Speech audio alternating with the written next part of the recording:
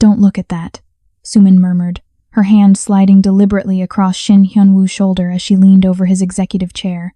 The Seoul skyline stretched behind them like a battlefield of conquered territory, glittering towers that bent to his will, each light representing another empire kneeling at his feet. His phone illuminated the polished black desk between contracts worth billions. Kimberly's name flashed across the screen for the 4th time in 20 minutes, the word emergency, blazing in red letters beneath her photo. Hyun-woo silenced it with a single swipe, his jaw set in that familiar expression of cold calculation.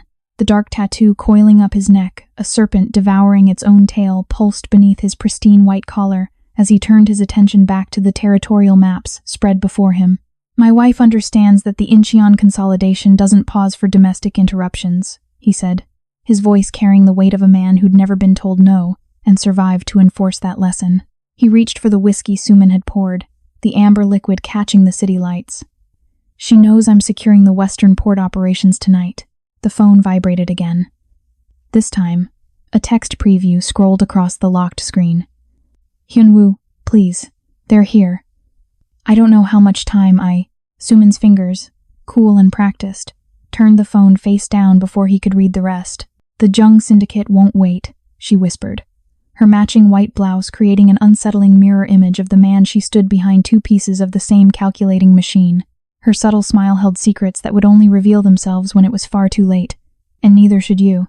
Hyun-woo nodded, dismissing the persistent buzzing as background noise to the symphony of power he was conducting. Because that's what Kimberly did, she worried. She called, she texted. That's what wives did when their husbands built kingdoms in the shadows and boardrooms. She'd be there tomorrow, the day after, always waiting in that penthouse fortress he'd built to keep her safe. She always was. 18 hours later, those same hands that had signed death warrants and merger agreements were now shaking uncontrollably as Hyun-woo shattered through the doors of their penthouse. His $1,000 shoes tracked through evidence markers. His tailored shirt, identical to the one he'd worn in his office, was now torn and stained with something dark that made his vision blur. The detective's words crashed against his consciousness like bullets he couldn't dodge. Multiple assailants. Professional execution. She fought back. We found her phone. You need to see the messages. Hyun-woo collapsed against the wall where Kimberly used to greet him, where she'd smile despite his coldness, where she'd existed in the margins of his empire.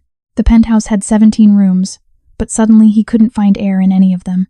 A uniformed officer handed him an evidence bag containing Kimberly's phone, screen cracked but still glowing. Hyun-woo's hands trembled as he scrolled through the messages he'd ignored. 11:47 p.m. They're watching the apartment. I think they know you're not here. 12:03 a.m. Hyun-woo, please answer. I found something about Sumin. You're in danger. 12:34 a.m. They're inside. I'm leading them to the East Wing. Away from your office. The files you need are in my nightstand. I love you. I've always loved you. 12:41 a.m. GPS coordinates attached. 12:43 am. Audio message 015. His finger hovered over the audio file. The detective looked away, giving him privacy for a moment that would destroy him. He pressed play. Gunfire. Kimberly's voice, shaking but somehow still achingly gentle. I know you'll see this too late. That's okay. Just promise me you'll be careful. Sumin isn't who you think she is. She never was. The orphanage on Jeju Island, that's where the real story is. Hyun-woo. Static. Silence. Nothing. The man who'd conquered Seoul's underworld, who'd built a billion-dollar empire on calculated cruelty and strategic brilliance. The man whose name made crime lords and CEOs alike check their exits. That man shattered into something unrecognizable. I finally listened to your messages, he whispered to the empty penthouse, tears cutting tracks down a face that had forgotten how to show weakness. His empire suddenly meaningless. His power a sick joke. Why didn't you call harder? Why didn't you? But he knew why. Because she had. 16 times. 16 chances to save the only thing that ever mattered. And he'd swiped them all away. What would you do if you discovered the most dangerous call of your life was the one you deliberately ignored? How many warnings have we all dismissed while building kingdoms on borrowed time? Welcome to Afro Soul Storybook. And darling, you just crossed a threshold you can't uncross. This isn't some fairy tale romance where the prince saves the princess. This is blood and power wrapped in Armani suits. This is a legacy stolen and a woman ready to burn the world to take it back. Subscribe to watch more of our daily stories, and comment where you're watching from. I want to know how far this storm is spreading, and hit that like button. The boardroom of Shin Global Industries occupied the entire 53rd floor, a cathedral of glass and steel where 23 executives sat in calculated silence. Hyun-woo stood at the head of the obsidian table, his white dress shirt crisp despite the 3-hour marathon session, the serpent tattoo on his neck, a deliberate reminder that beneath the CEO exterior lived something far more dangerous. The Incheon port acquisition gives us control of 70% of Western cargo operations, he said, his voice carrying the kind of authority that made billion-dollar decisions feel inevitable. Behind him, Seoul sprawled like a conquered kingdom, the Han River cutting through it like a scar he'd helped carve, which means the Jung Syndicate either accepts our terms or finds themselves shipping through Busan at triple the cost. His phone, face up beside the merger documents, lit up with Kimberly's name. Hyun-woo glanced at it a fraction of a second, no more, and returned his attention to the men who controlled Korea's shipping infrastructure. The message preview glowed. Can you come home early today? I need to talk to you about something. Park Ji-hun, his oldest board member and the only man in the room who'd known him before the empire, shifted in his seat. Your wife, Hyun-woo? Nothing urgent, Hyun-woo replied, swiping the notification away without reading further. The gesture was practiced, reflexive, the same dismissal he'd perfected over 5 years of marriage that had slowly calcified into routine. Now, gentlemen, about the distribution timeline. The phone buzzed again. This time, he didn't even look. Because Kimberly always texted during board meetings, during negotiations, during the delicate hours when empires shifted hands and territories were redrawn in blood and ink. She texted when he was busy, which meant she texted constantly, and Hyun-woo had learned long ago that the world didn't stop spinning for domestic conversations that could wait until he returned to the penthouse. If he returned to the penthouse, most nights, he slept in his office, Sumin bringing him coffee at dawn, and strategy reports that smelled like her jasmine perfume, the scent that had become synonymous with productivity, with progress, with everything his marriage wasn't. We move on the Jung territory at midnight, Hyun-woo continued, his finger tracing the red zones on the digital map projected behind him. Red meant contested. Red meant violent. Red meant opportunity for a man who'd built his fortune on understanding that power abhors a vacuum. I want their assets frozen, their connections severed, and their shipping licenses in my name by sunrise. The executives nodded, taking notes, asking strategic questions that Hyun-woo answered with the precision of a man who'd spent 15 years turning his father's modest trading company into a conglomerate that straddled both the legitimate and shadow economies. Of Seoul, his phone vibrated a third time. He silenced it completely and slid it into his pocket, the weight of it disappearing into the expensive fabric of his tailored trousers. Whatever Kimberly wanted could wait. It always did. It always had. That was the unspoken agreement of their marriage. She got the penthouse, the credit cards, the social status of being Mrs. Shin, and he got to build kingdoms without interference. It was a fair trade. It had to be. The meeting concluded at 7:30 p.m., the executives filing out with the quiet efficiency of men who understood that failure in Hyun-woo's empire wasn't just a career setback, it was a life-altering miscalculation. Park Ji-hun lingered by the door, his weathered face creased with something that might have been concern if Hyun-woo believed in such things. Go home to your wife tonight, the old man said quietly, before you forget what home looks like. Hyun-woo straightened his collar, adjusting the fabric over the tattoo that marked him as something other than the CEO, the business world celebrated. I know exactly what home looks like, Ji-hun. That's why I built it 47 stories above the chaos. The old man left without another word, and Hyun-woo was alone with the conquered city and the 3 unread messages burning a hole in his pocket. He didn't check them. Across Seoul, in the penthouse fortress that cost more than most people earned in a lifetime, Kimberly Shin stood by the floor-to-ceiling windows and watched the city lights blur through tears she refused to let fall. The black sedan had been following her for 3 days. At first, she'd convinced herself it was paranoia, the kind that came from being married to a man whose business dealings existed in shadows even he wouldn't fully explain. But today, when she'd stopped at the pharmacy in Gangnam, the sedan had idled across the street. When she'd walked to the cafe where she used to meet Hyun-woo before their marriage became a transaction, the sedan had circled the block twice, and now, standing in the penthouse wearing white silk pajamas that cost more than the car stalking her, she knew with absolute certainty that the shadows of her husband's empire had finally stretched far enough to swallow her whole. Her phone felt heavy in her trembling hands as she dialed Hyun-woo's number. It rang once, twice, straight to voicemail. Hyun-woo, she said, hating the way her voice cracked on his name.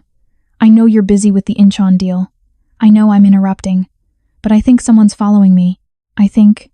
She stopped, hearing how desperate she sounded. How small. Please call me back. Please. She hung up and immediately texted. Someone's been following me. Black sedan. I'm scared. The message showed as delivered, then read. No response came. Kimberly waited by the window, watching the street 47 stories below, searching for the sedan that had become her nightmare's signature. The penthouse had 17 rooms, each more luxurious than the last, each more suffocating.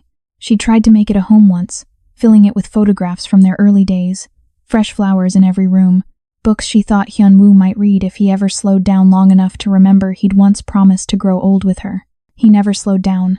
The flowers died. The photographs gathered dust. The books remained unread. And Kimberly learned that you could drown in luxury just as easily as you could drown in water, it just took longer. And no one noticed until you'd already stopped breathing. Her phone buzzed with a text from an unknown number. Stop calling him. He's busy building empires. You're just living in one. Kimberly's blood turned to ice. She called Hyun-woo again. Voicemail. Again. Voicemail. Again. And again. And again. On the 7th attempt, she stopped trying and started praying.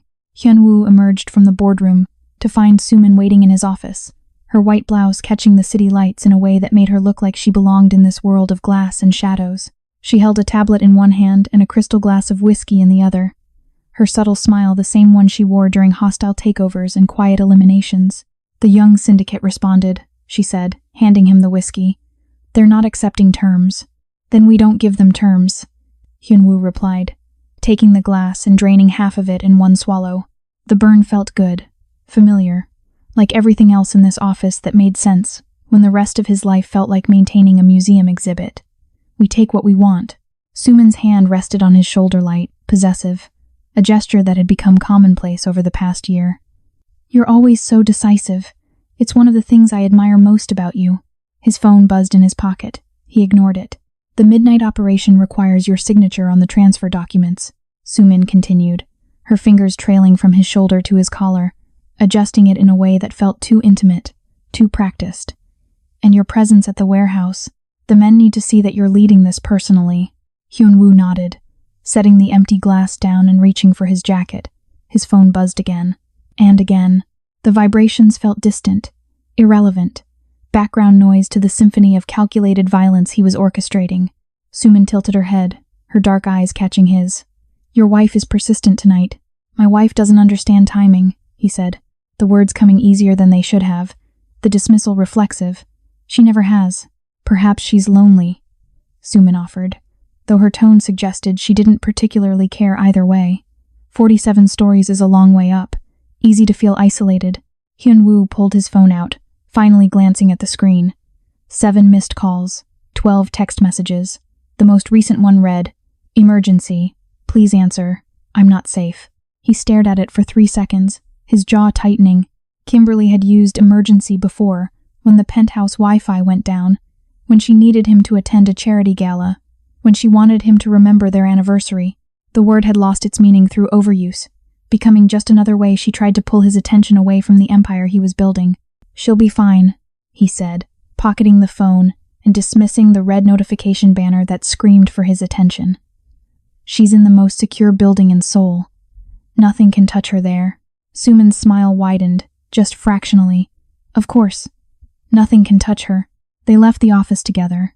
Hyun-woo's mind already 3 steps ahead in the chess game with the Jung Syndicate, already calculating casualties and collateral damage, and the clean efficiency of violence performed by men who understood that mercy was expensive. He didn't check his phone again. In the penthouse, Kimberly heard the sound first, the private elevator that only serviced their floor, the pneumatic hiss that usually meant Hyun-woo was coming home. Relief flooded through her as she rushed toward the foyer, her white silk pajamas rustling against her skin, her phone clutched in one hand like a lifeline that had finally been answered.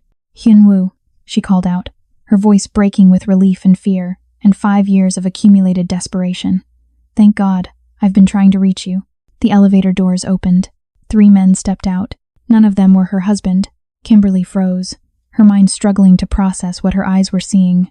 The lead man wore a black suit that matched the sedan she'd seen for 3 days. His face was professionally blank, the the kind of emptiness that came from doing terrible things for money and sleeping soundly afterward. "Mrs. Shin," he said, his voice polite, almost apologetic. "We need you to come with us." "Who are you?" Kimberly backed away, her phone slippery in her sweating palm. "How did you get the elevator code?" "Your husband has made enemies, Mrs. Shin, and enemies have long memories." She ran. Not toward the door, they blocked that. Not toward the windows, 47 stories of nothing. She ran toward the east wing, toward Hyun-woo's private office, the one room in the penthouse that had a panic button and reinforced walls and all the security measures he'd installed to protect his empire's secrets. The men followed, their footsteps calm and measured, the sound of predators who knew their prey had nowhere to go. Kimberly slammed the office door and locked it, her hand shaking so violently she could barely hold her phone. She pulled up Hyun-woo's contact and typed with trembling fingers. "They're inside the penthouse. I'm in your office. East wing, please." Delivered. Read. No response. She tried calling. Voicemail. Through the door, she heard one of the men say, "Mrs. Shin, you're only making this more difficult." Kimberly looked around the office desperately, the desk where Hyun-woo signed his deals, the wall safe hidden behind a painting of Seoul at night, the window that showed the city he'd conquered. Her eyes landed on the laptop still open on his desk, the screen showing security camera feeds from throughout the building. And on one of those feeds, she saw Hyun-woo in the underground parking garage, climbing into his armored Mercedes with Suman at his side. He was leaving, and he wasn't coming to save her. The door shuddered as one of the men kicked it. Once, twice. Kimberly's fingers flew across her phone, opening the location-sharing app, the one Hyun-woo had installed years ago, claiming it was for her safety, though he'd never once checked where she was. She sent him the GPS coordinates of his own office. Then she opened a new message and began typing what would be her last words to the man she'd loved since she was 23 years old, the man who'd promised her the world and given her everything except the one thing that mattered. "I know you're not coming. That's okay. I understand now. But you need to know Sumin isn't who you think. Check the orphanage on Jeju Island, the one my mother ran before she died. That's where it started. That's where she found the leverage to destroy you. I'm leading them away from your files. Everything you need is in the nightstand. Our nightstand, the one we haven't shared in 3 years. I'm sorry I wasn't enough to make you stay. I'm sorry I wasn't worth saving. I love you. I've always loved you. Even when you made it impossible." The door splintered. Kimberly hit send and activated the voice recorder on her phone. Because if nothing else, if her body was found in some abandoned warehouse or at the bottom of the Han River, maybe the police would find this. Maybe Hyun-woo would finally listen. "I know you'll see this too late," she said, her voice surprisingly steady as the door burst open. "That's okay. Just promise me you'll be careful. Sumin isn't who you think she is. She never was. The orphanage on Jeju Island, that's where the real story is. Hyun-woo, Strong hands grabbed her from behind. Her phone clattered to the marble floor. The recording still running, capturing the sound of her struggle, her gasps, and finally, a silence that stretched like an open wound. Across the city, in a warehouse in Incheon where the Jung Syndicate's assets were stored, Shin Hyun-woo stood at a table covered in contracts that would make him the undisputed king of Seoul's port operations. Around him, his men waited with the patient hunger of wolves ready to be unleashed. Suman stood beside him, holding a pen that cost more than Kimberly's wedding ring. "This is it," she said softly, her hand on his shoulder in that familiar, possessive gesture. "Sign this, and you control everything from Incheon to Busan. You become untouchable." Hyun-woo took the pen, his phone buzzing in his pocket for what felt like the 100th time that night. Part of him, a small, dying part that remembered what Kimberly's laugh sounded like, wanted to check it, wanted to see what emergency she'd conjured this time, what crisis required his immediate attention when he was busy reshaping the criminal landscape of an entire country. But that part of him had learned to be silent. He'd trained it to be silent, because empires weren't built by men who answered every call, checked every text, came running every time someone said emergency. Empires were built by men who understood that power required sacrifice, that control demanded focus, that kingdoms were conquered by those willing to ignore the noise and focus on the signal. Kimberly was noise. She'd always been noise. Beautiful, desperate, increasingly irrelevant noise. Hyun-woo pressed pen to paper and signed his name with the confident flourish of a man who'd never lost anything he couldn't replace. The contracts were witnessed. The transfer was legal. The empire expanded. and in a penthouse 47 stories above the chaos, Kimberly Shin's phone cracked, abandoned. Its screen still glowing, recorded 15 more seconds of silence before the battery finally died. The celebration lasted until 4 in the morning. Hyun-woo's men toasted their victory with expensive whiskey and expensive women. The warehouse transformed into a throne room, where the new king of Seoul's underworld accepted the fealty of those wise enough to bend the knee before he broke it. Sumin stayed close, her hand never leaving his shoulder, her smile never quite reaching her eyes as she whispered congratulations that tasted like ash in the filtered air of criminal triumph. By the time Hyun-woo climbed back into his Mercedes, dawn was bleeding across the Han River, turning the water the color of old wounds. His driver navigated the empty streets while Hyun-woo stared out the window, feeling the hollowness that always came after conquest, the inevitable question of what came next when you'd already taken everything. His phone sat in his pocket, silent now after hours of ignored vibrations. He should check it. He knew he should, but exhaustion made his hands heavy, and there was something almost peaceful about this moment between victory and whatever domestic crisis awaited him at home. These hours before Kimberly woke up and started her routine of quiet disappointment were the only time their marriage felt tolerable when she was asleep, and he could pretend they were still the people they'd been before ambition and neglect had calcified into their vows. The Mercedes glided through Gangnam, past the buildings Hyun-woo owned, past the restaurants where he'd laundered money and the hotels where he'd ordered executions. His empire, built on calculated violence and strategic brilliance, stretched across Seoul like a shadow that had learned to strangle sunlight.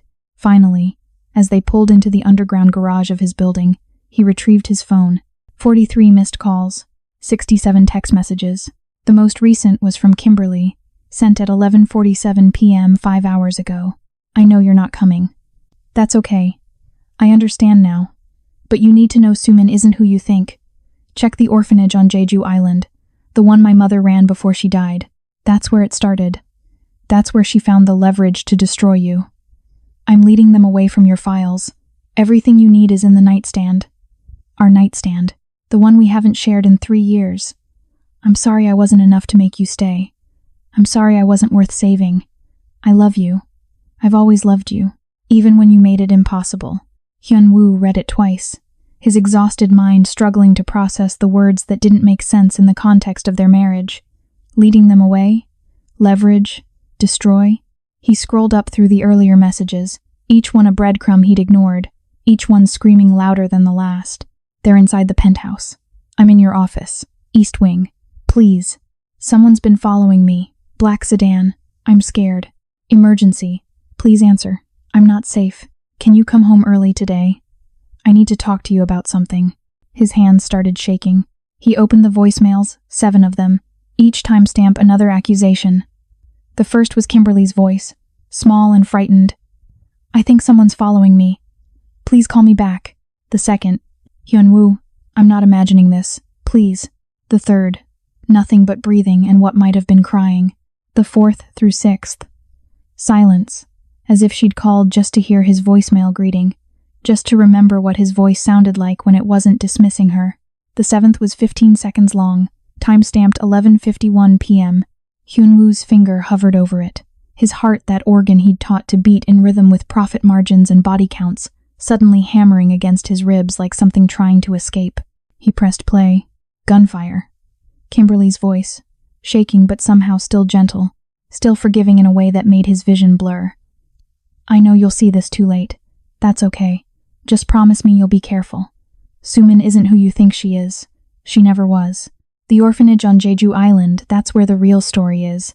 Hyun-woo, the sound of struggle. A crash. Then nothing. Static. Silence. The absence of everything that mattered. Hyun-woo's phone slipped from his hands, clattering against the leather seat. The driver was saying something, asking if everything was okay. But the words came from underwater, from another dimension, where things like okay still had meaning. "The penthouse," Hyun-woo said, his voice unrecognizable even to himself. Now, the Mercedes surged forward, tires screaming against concrete as they spiraled up through the parking levels. Hyun-woo's mind raced faster, calculating, analyzing, trying to make sense of messages that painted a picture he'd been too busy to see. Sumin. The orphanage. Leverage. Destroy. She never was. The private elevator seemed slower than it had ever been, each floor a small eternity, as Hyun-woo's carefully constructed world began collapsing inward like a dying star. He'd built the penthouse as a fortress, installed security measures that cost more than most people's houses, hired guards who'd killed for him without question. Nothing could touch Kimberly there. He'd promised her that once, in the early days when promises still meant something. The elevator doors opened on chaos. Police tape crisscrossed the foyer. Evidence markers dotted the marble floor like accusatory punctuation. Two uniformed officers looked up sharply as Hyun-woo stumbled into his own home, his $1,000 shoes tracking through the scene of a crime he'd been too blind to prevent. "Sir, this is an active investigation," one officer started, but Detective Kim Song-ho emerged from the East Wing, his weathered face carrying the kind of exhaustion that came from seeing too many bodies and not enough justice. "Let him through," Kim said quietly. "He needs to see this." Hyun-woo walked through his penthouse, as if seeing it for the first time. The flowers Kimberly had stopped buying years ago when she realized he never noticed. The photographs she'd taken down when he never looked at them. The books she'd donated when he never came home to read them. All the small deaths of their marriage, preserved in the museum of his indifference. The East Wing, his private office, looked like a war zone. The door hung from broken hinges, papers scattered across the floor. His laptop, still open, showed security camera feeds that had recorded everything his willful blindness had missed. "We found her phone in here," Detective Kim said, holding up an evidence bag. The screen was cracked but still glowing, frozen on the last message she'd tried to send. She fought. The blood evidence suggests she injured at least one of the assailants before they subdued her. "Where is she?" Hyun-woo's voice came out broken. All the steel and certainty that had built empires reduced to the desperate plea of a man who'd lost the only battle that ever mattered. Kim's silence answered before his words did. "We're still looking. But Mr. Shin, you need to understand the evidence suggests this was a professional extraction. The men knew the building's security protocols, knew your schedule, knew exactly when you'd be too occupied to respond. Someone set this up," Hyun-woo said, the words tasting like poison. "Someone who knew." His phone buzzed. A text from Sumin. "Is everything okay? You left the celebration so suddenly. I'm worried about you." Hyun-woo stared at the message, at the carefully crafted concern from the woman who'd stood beside him for a year, who'd known his schedule better than anyone, who'd ensured he was distracted at exactly the right moment. "Sumin isn't who you think she is. She never was." "I need to see the bedroom," Hyun-woo said, his voice transforming into something Detective Kim had probably heard before, the sound of a man choosing action over paralysis, because paralysis meant drowning in the reality of what he'd done. Kim nodded slowly, stepping aside. Hyun-woo walked past the evidence of his failure into the bedroom they'd stopped sharing 3 years ago. The covers were still perfectly made, because he'd stopped sleeping there when his empire demanded more than sleep allowed. Kimberly's side of the bed looked untouched, preserved like a museum exhibit of a marriage that had died so slowly neither of them had noticed until the funeral. The nightstand she'd mentioned sat beside her side, and inside the drawer, beneath old photographs and birthday cards he'd never acknowledged, he found a manila envelope with his name written in Kimberly's careful handwriting. The documents inside told a story he'd been too arrogant to see. Bank transfers from the Jung Syndicate to an orphanage on Jeju Island. Employment records showing Sumin had worked there before mysteriously appearing in Seoul with impeccable references and a resume too perfect to question. Photographs of her meeting with known enemies of his organization, timestamps dating back 8 months. And at the bottom, a handwritten note from Kimberly, dated 2 weeks ago. "I found this by accident while organizing your old files. I don't know if it means what I think it means, but I couldn't tell you.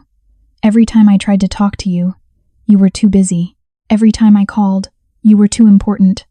So I'm leaving this here, hoping that someday you'll look for me even when I'm not calling. Hoping that someday I'll matter enough for you to notice I'm trying to save you. I love you, Hyun-woo. I've always loved you, even when you made it impossible. Come on." The man who'd conquered Seoul's underworld, who'd built a billion-dollar empire on calculated cruelty, collapsed beside the bed his wife had slept in alone and broke into pieces the city had never seen.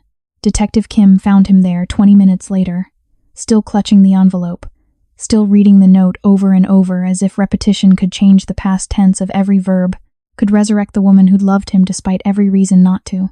"Mr. Shin," Kim said carefully, "I know this is difficult, but I need you to listen to the audio message. There might be details, background noise, voices that could help us locate."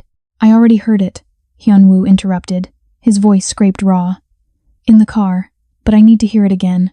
Kim hesitated, recognizing something dangerous in Hyun-woo's tone, then handed him the evidence phone with the audio file already queued. Hyun-woo pressed play with shaking hands. Kimberly's voice filled the empty bedroom. And this time, now that he was listening, now that he was finally, devastatingly present, he heard everything he'd missed. The tremor beneath her words that said she knew this was goodbye. The forgiveness in her tone despite the terror. The love that had somehow survived 5 years of systematic neglect. I know you'll see this too late. That's okay. Just promise me you'll be careful. Sumin isn't who you think she is. She never was. The orphanage on Jeju Island, that's where the real story is. Hyun-woo, The sound of the door breaking, her gasp, the phone hitting the floor. Then 15 seconds of nothing that contained everything. Muffled voices, movement, the rustle of fabric. And beneath it all, Kimberly's breathing. Quick and shallow, the soundtrack of fear that her husband had been too busy to prevent. Hyun-woo listened to it 7 times. On the 8th, he finally stood, wiping his face with hands that had signed death warrants and merger agreements with equal indifference. Those same hands now picked up his phone and made a call that would turn Seoul's underworld into a graveyard. "Ji-hun," he said when the old man answered. "Assemble everyone.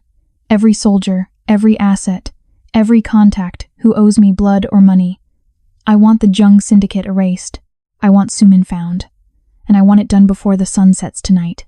Hyun-woo, Park Ji-hun said carefully, his voice heavy with the weight of decades spent watching young men make decisions that would haunt them. "This kind of war will destroy everything you've built. Then let it burn." Hyun-woo interrupted, staring out the window at the city he'd conquered while losing the only territory worth defending. "Because everything I built was already ashes. I just didn't notice until the smoke cleared." The purge began at noon. Hyun-woo transformed from CEO to the monster the underworld had always suspected lived beneath the tailored suits and board meetings. He unleashed violence he'd always kept, leashed and calculated, turning it into something primal and absolute. The Jung Syndicate's safe houses burned before lunch. Their soldiers disappeared by dinner. Their bank accounts evaporated like morning fog under a sun that had learned to incinerate instead of illuminate.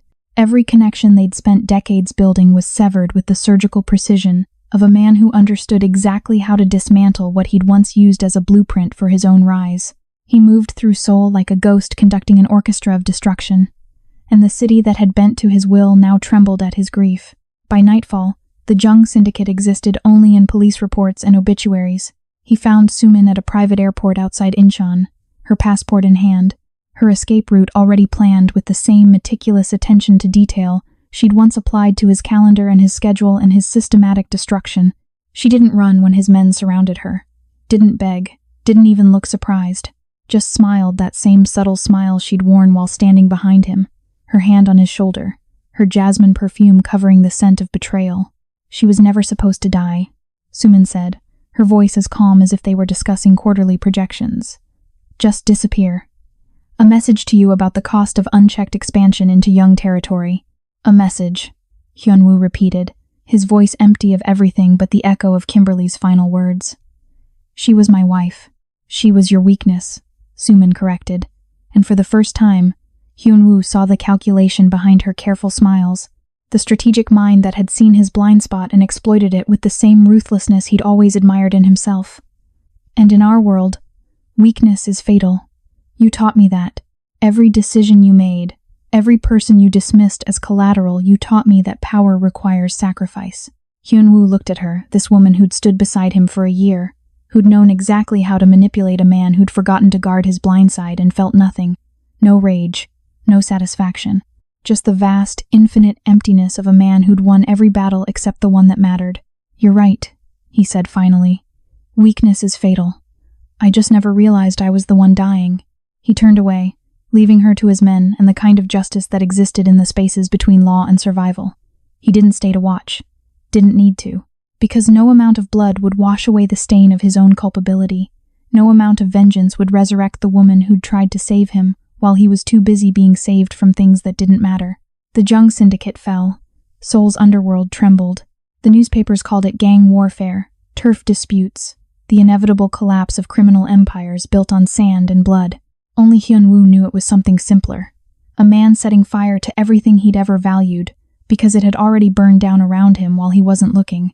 3 years later, in a village on Jeju Island where the ocean crashed against volcanic rock and the wind carried the salt of regret. A man who'd once answered to Mr. Shin and boss now answered to nothing at all. He lived in a small house near the orphanage Kimberly's mother had founded decades ago, the place where all the threads of betrayal had originated, where Suman had learned about the Shin family's vulnerabilities, where children still played in the shadow of crimes they'd never understand. The villagers called him the Ghost because he rarely spoke, just watched over the orphanage with the kind of vigilance that came from understanding, too late, what protection actually meant. He fixed broken windows and mended torn fences and stood guard during the night when darkness made the children afraid, becoming the shield he'd failed to be when it mattered. He dismantled his empire piece by piece, distributing his assets to Kimberly's charities, her causes, her dreams that he'd been too busy to notice while she was alive to dream them. The penthouse had been sold, the money funding education for orphans of crime children like these, caught in the crossfire of their parents' choices. The company had been restructured, legitimate now, run by people who believed in quarterly reports instead of body counts. Shin Hyun-woo had become a ghost haunting the ruins of his own life, protecting the innocent because he'd failed to protect the one person who'd mattered, atoning for sins that could never be forgiven because the only person who could have offered forgiveness was scattered across the waves that crashed against this island's shore. On the 3rd anniversary of the night he'd signed his empire's expansion while Kimberly signed her goodbye, he stood on the beach where her ashes had been scattered according to the will he'd never known she'd written. The will that had left everything: the penthouse, her inheritance, even the wedding ring he'd given her with promises he'd forgotten to the orphanage, and the children who needed protection more than he needed monuments to his failure. He listened to the waves that sounded like voicemails he'd ignored, messages he'd dismissed, a woman calling his name while he was too busy conquering kingdoms built on sand. His phone, a different one now, cheap and simple, containing only one contact, buzzed with a reminder he'd set 3 years ago and never deleted. Call your wife. It went off every day at 11:47 p.m., the exact time Kimberly had sent her final message. Every day, he let it buzz. Every day, he read the words that would never change. Every day, he answered 3 years too late. He never turned it off, never deleted it. Just let it buzz in the darkness of his small house. A small penance for the man who'd learned to answer every call except the ones that mattered, who'd built an empire tall enough to see everything except the woman standing beside him, who'd conquered a city and lost a home. The wind carried her name across the water. And Shin Hyun-woo, no longer a boss, no longer a CEO, just a man who'd learned the price of everything and the value of nothing, whispered to the ocean that had become her grave. "I'm here, Kimberly," he said to the waves and the sky and the ghost that lived in every ignored notification, every dismissed call, every moment he'd chosen empire over sanctuary. "I'm finally here. I'm finally listening." But the ocean, like his phone that night 3 years ago, offered only silence in return. And in that silence, Hyun-woo understood the cruelest truth of all, that some messages, once ignored, can never be answered. That some calls, once dismissed, echo forever in the spaces where love used to live. That some empires, once built, cast shadows long enough to swallow everything, including the light that made them worth building in the first place.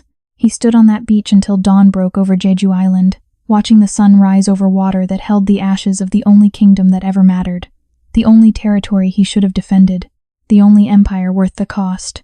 And when the orphanage children emerged for breakfast, they found the ghost standing guard, as always silent, watchful, atoning, forever answering a call that would never come again.